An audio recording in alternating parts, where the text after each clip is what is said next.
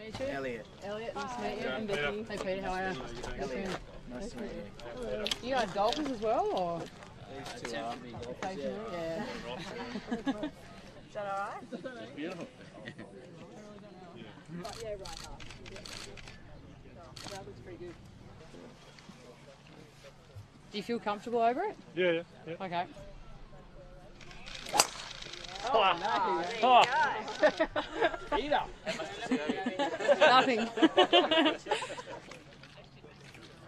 the golf clubs away altogether, or you've been playing a little social golf over your break? Yeah, I right at the end of the season, I put them away for 2 weeks, and I played a little tournament in December, and then kind of played sparingly here and there. But after the first of the year, I got back at it, practicing pretty regularly. Do you feel you're getting acceptance now as the leading American, essentially on the LPGA Tour? Mm-hmm. I suppose that is a mantle that you now carry. Is it bringing any extra pressure for you, or are you just enjoying it? I don't know. I think there's some other Americans that kind of they're the media stars, they always kind of get that attention. And so I think some of that takes away from me a little bit. So I don't feel like I'm the sole number one. I feel like there's a lot of other really good players that we kind of share it with. But I am getting to the point where I feel like I am kind of carrying the flag. And, it's been cool that I've been able to kind of help out some of the younger players. They've asked me a lot of questions, some of the rookies, about kind of what advice I had for them, and so it's kind of just interesting how my role has changed over these last few years. So you're feeling like a veteran now? I am, I guess. Getting older, it's kind of crazy. I think you're getting the proper recognition. Would you like that, or would you rather stay a little bit under the radar? I think for me, I think I'd rather be under the radar, just because I've always played that way. I've never been the one that everybody's talked about right away. I just kind of sneak in there and seem to play well, and so I'm more comfortable in that role. But I would also like it, if people would talk about me too.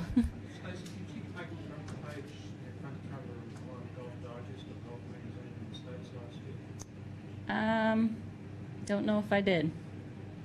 Nope. Yeah, no, that's part of it.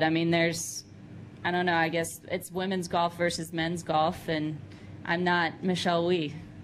So that's the way it is, and I get that, and I'm fine with that. It just motivates me more. So everybody just keeps giving me more motivation, so why not? Obviously, Royal Melbourne was such a great track last year. I don't know whether I came in just a couple of minutes late, but what are your thoughts about this course based on what you've seen so far? Yeah, it's obviously very different from Royal Melbourne. It's tree lined. There's a lot of tricky tee shots that, especially kind of on the back nines. There's some long par fours that you can hit in the trees pretty quickly. So I think driving the ball straight is the key, and then from there, I think if you hit in the fairway, you got a pretty good chance at hitting the green. So it's going to be a putting contest from there. Is it a course where scores could go low, or we expect it to be every day sort of around the Palmer? I think you'll have days. I think you'll see some really low scores, and then everybody else will kind of be pretty bunched up. I think it's a course that you're driving. If you drive it well, you hit every fairway, you're going to score well. You can hit a couple squirrely drives, and you can make some bogeys pretty quick. So I think you'll see some really good scores, and then kind of everybody else bunched together.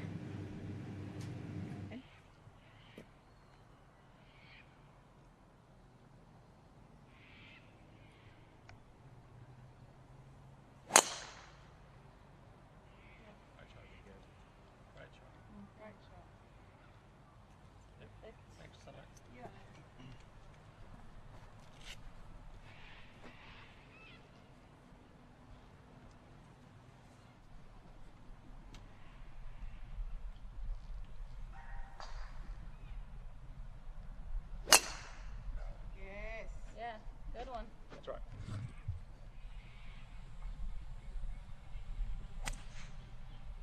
What's been happening with your golf over the last 12 months, because you had that rough patch and you still won 3 tournaments. So Kari was saying that you were complaining about the year.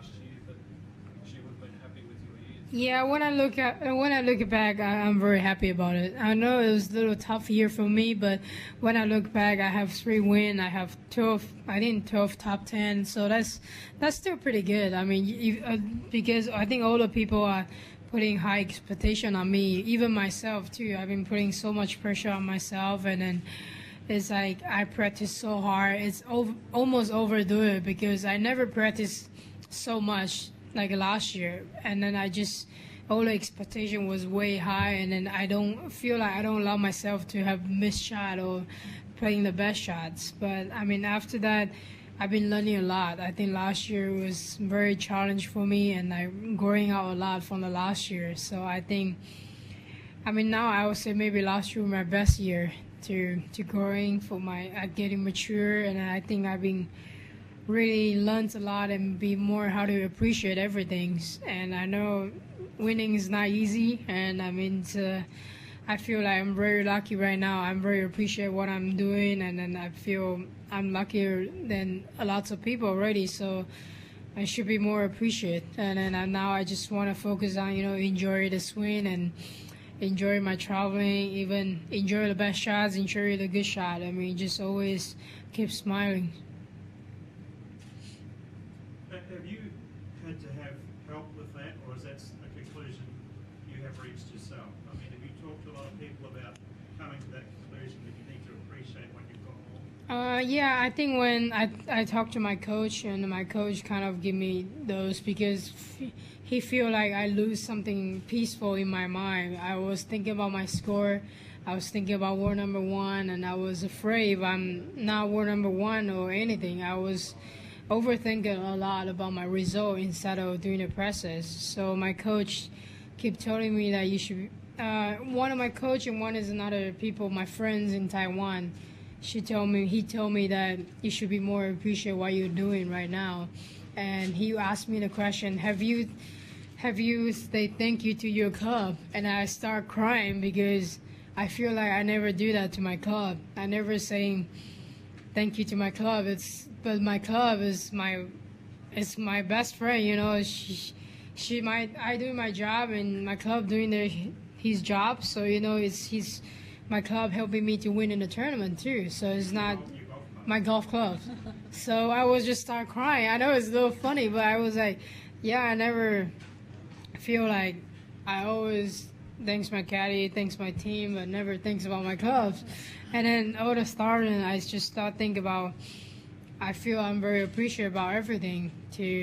I have a good team. I have a good friend that really cares about me. That they don't care if I'm world number 1 or I'm like 100 or something. They just care if I'm happy every day or not. Because last year I look at lots of press. I look at lots of news on the. It drives me crazy. It was like if I finish out of top 10 and people are like, "What's wrong with Yani?" But I was like finished 12 or 13, but people is just start asking me what's wrong with you. It's like I was like, it's just one tournament. But after I look more, and it gave myself too. I feel it hurts a lot. I mean, when I see those things on the news and see what those fans are talking about me, say, oh, Yani is shouting, or Yani couldn't play golf anymore, or something like that. I feel really bad. But now I kind of think through already. I mean, now I feel like I want to thank those people that they saying the best things about me, and that way I can keep growing up.